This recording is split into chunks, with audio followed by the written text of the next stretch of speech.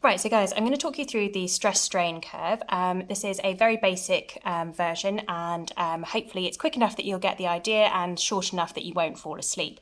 So, like any graph, there is a x-axis and a y-axis.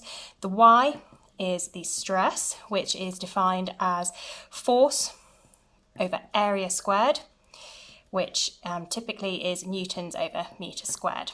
The x-axis is strain, and that's typically described as a percentage, or as the change in length over original length.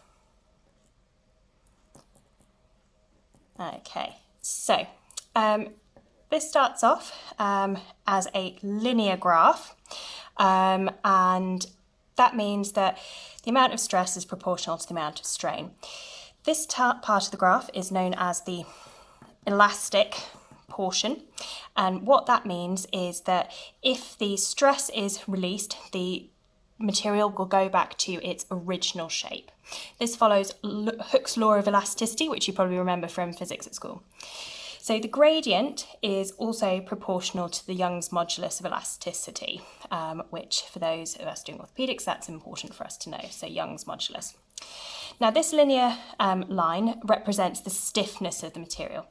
The steeper the line, the stiffer the material, so for example something like ceramic, and the shallower the line, the less stiff material, so something like articular cartilage. And that's important for thinking about properties of material and what we want it to do. So we've said that this is the elastic portion. It then moves at the yield point from the elastic portion of deformation to the plastic portion of the graph. So this is the plastic area. And so this means that it transitions from an area where a material will return to its original shape to a point where it will deform. So it will deform.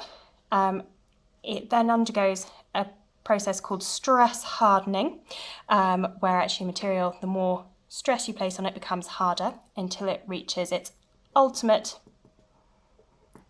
tensile strength. So this is the hardest it's possibly going to be before it rapidly undergoes a process known as necking. Be careful Googling that, as I've found out. So necking in biomechanics is the gradual decrease of cross-sectional area of a material. So like when you bend a paperclip back and forwards, you notice that it goes into a funny shape before it eventually fails. And in terms of orthopedics, that's when our fracture happens. So underneath the curve, all of this area down here, if we identify this area and measure it, this can be calculated to work out the toughness of a material, which is also defined as the amount of energy a material can absorb before the material fails.